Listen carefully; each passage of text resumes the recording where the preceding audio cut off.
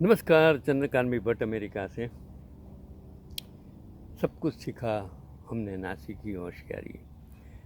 दुनिया में सबसे बड़ी चीज़ जो मजबूरी है वो गरीबाई है, और दूसरी चीज़ है स्त्री, जिसने ईश्वर ने बनाया है, लेकिन उस पर इतने अत्याचार वर्षों से, रामायण से, महाभारत से हम देखते आए हैं और आज भी हो रहे हैं कि और वो गरीब लोग जिसके पास कुछ नहीं है, उस पर जितने अत्याचार हो रहे हैं जाति के नाम, धर्म के नाम, शायद कहीं भी नहीं होते होंगे, ऐसा मेरा मानना है। लेकिन उसमें भी गरीबाई एक वो मजबूरी से बाहर ऊपर उठकर लोग काम करने वाले हैं। ऐसा एक आर्टिकल्स मैंने पढ़ा कि छत्तीसगढ़ के कोंडा गांव के रहने वाले 62 वर्षीय कुम्हार अशोक चक्रधारी की अपनी कोई दुकान नहीं है, इसलिए आसपास के गांव में रहने वाले लोग उनके घर आकर उनकी बनाई कलाकृतियाँ खरीदते हैं।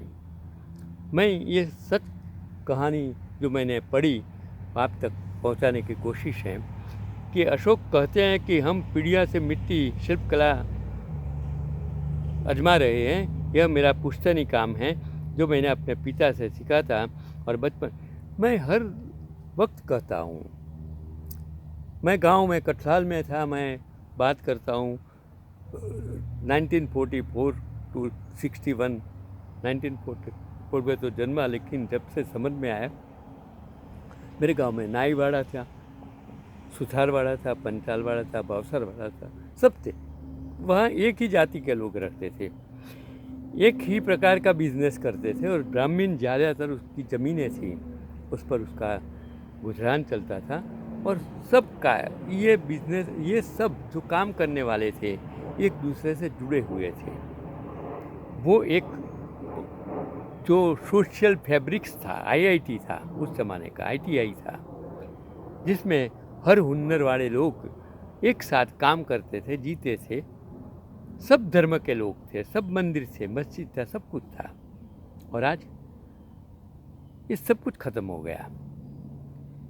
तो मैं अभी आगे की बात करता हूँ कि बचपन से यही मेरी कला है और यही हमारा रोज़गार भी है। मेरी 3 बच्चियाँ हैं, ये पढ़ने जाती हैं और मेरा हाथ भी बटाती हैं। उनमें भी कहीं न कहीं यह कला है। वारसाई कला अपने कुटुंब से पीढ़ी दर पीढ़ी आती हैं, और इतनी सारी कलाएं आज खत्म हो जा रही हैं। जैसे कितने सारे पशु पक्षी आज दुनिया में से वनस्पति खत्म होने जा रही है, इस तरह वो जो पुश्तनी धंधा है वो भी धीरे धीरे खत्म। टेक्नोलॉजी जितनी भी आगे बढ़ती है, धंधा इतना ही धीरे धीरे खत्म हो जा रहा है। मैं अभी आगे उसकी बात करता हूँ। मैं अपनी कला को और निखारते रहने के लिए नए नए आइडिया सोचता रहता हूँ। और देखो, कला और शिक्षा, उसमें कोई संबंध नहीं है। कला कुदरती होती है। कला से डिग्री आते हैं, डिग्री से कला नहीं आती है, ऐसा मेरा मानना है। जो मतलब डिग्री होती है लेकिन प्रैक्टिकल नॉलेज नहीं होता है। थियोरिटिकल नॉलेज से प्रैक्टिकल नॉलेज डिफरेंट है, प्रैक्टिकल नॉलेज से थियोरिटिकल नॉलेज डिफरेंट है।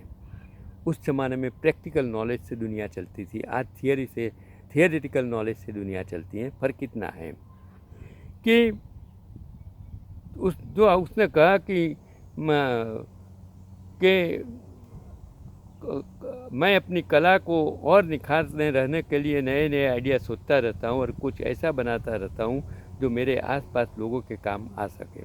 ऐसी भी सोच वाले लोग होते हैं गांव में। 2019 में दिवाली के पहले मैं दिया बनाने के नया डिज़ाइन के बारे में सोच रहा था, तभी मैंने एक YouTube वीडियो में ऐसा देखा जो अपने आप देर तक चलता था। उसमें तेल भरकर रखने के लिए एक कुंड था जिससे दिया खाली नहीं होता था और जलता रहता था। मुझे यह बहुत दिलचस्प लगा और मैंने खुद यह दिया बनाना शुरू कर दिया। 5-6 बार कोशिश करने के बाद मैंने एक हफ्ते में इसे बना दिया। हर बार मैंने बेहतर डिज़ाइन बनाया और उसको जलाकर टेस्ट करता था।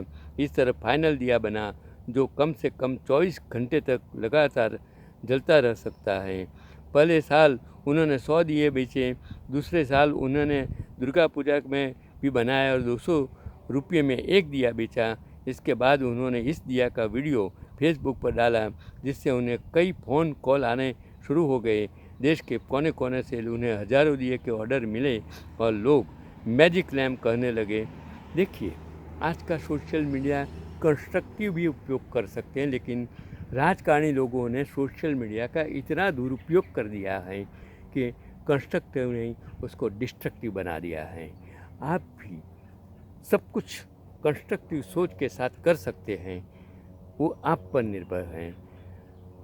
फिर मैं आगे एक और चीज़ आपको बताऊं, मैं इन बंदे को सलाम करता हूं कि जो अनपढ़ इंसान भी फेसबुक यूट्यूब पर से देखकर ऐसी चीज़ें बनाकर देश में बिक्री करते हैं, रोजगारी प्राप्त कर सकते हैं। टैलेंट है, स्किल है, उसके डिग्री की ज़रूरत कभी नहीं हो सकती है।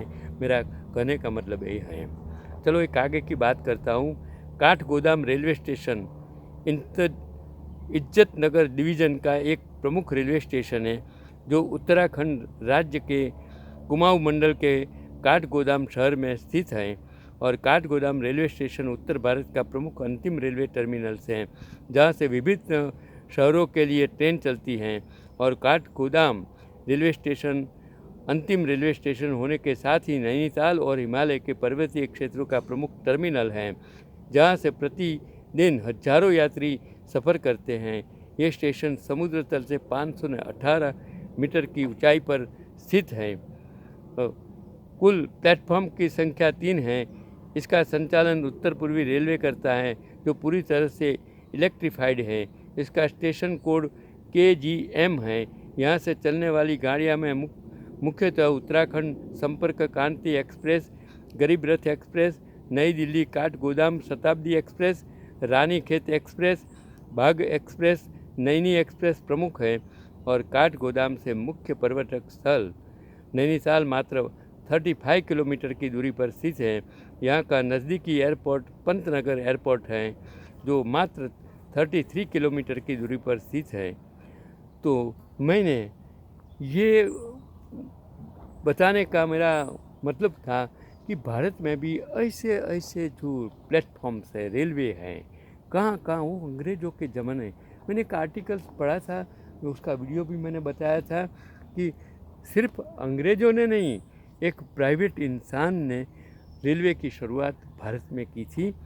उसने इन्वेस्ट किया था और उसी तरह बाद में इस रेलवे का इतना विकास अंग्रेज़ों के ज़माने में हो गया कि मैं वो शिमला गया था, मैंने जो ट्रेन में बैठा था, इतनी ऊंचाई पर ट्रेन दौड़ाना उस टाइम, और जिसमें कम्युनिकेशंस नहीं था, जिसमें ट्रांसपोर्टेशन फैसिलिटीज़ नहीं थी, जितने बड़े बड़े मशीन टेक्नोलॉजी नहीं थी।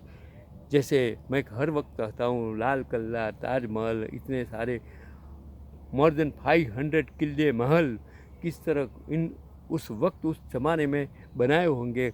न तो कोई आर्किटेक्ट था, न तो कोई टेक्नोलॉजी थी, न तो कोई ट्रांसपोर्टेशन था, न तो कोई इतने बड़े बड़े मशीन्स थे।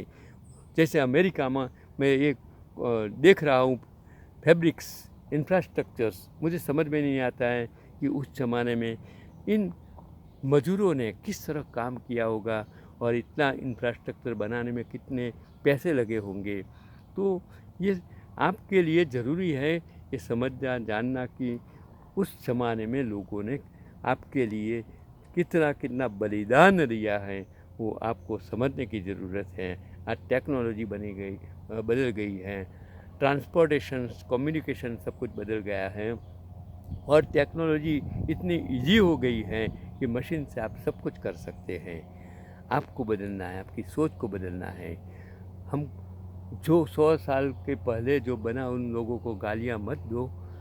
नेहरू, गांधी, सरदार को गाली मत दो। इन लोगों ने उस वक्त जो काम किया, आज आप सत्ता में बैठकर वो काम आप, क्योंकि आप आज़ादी के बाद जन्मे, आपको पता नहीं कि आज़ादी किस तरह मिली थी। आपको सोचने की ज़रूरत है। गाली किसी को मत दो, बदनाम किसी को। आप क्या कर रहे हो, आप क्या करने वाले हो। जिसने भी गलतियाँ की, उस गलतियों को रिपीट मत करो। आप देश के लिए, समाज के लिए, कुटुंब के लिए, संस्थाओं के लिए क्या क्या कर सकते हैं, उसमें आपका दिमाग चलाइए। यही आज का मेरा पैगाम है। मॉरल इन्फॉर्मेशंस मैंने देता हूँ, आप तक पहुँचाने की कोशिश। मिलते हैं, चलो।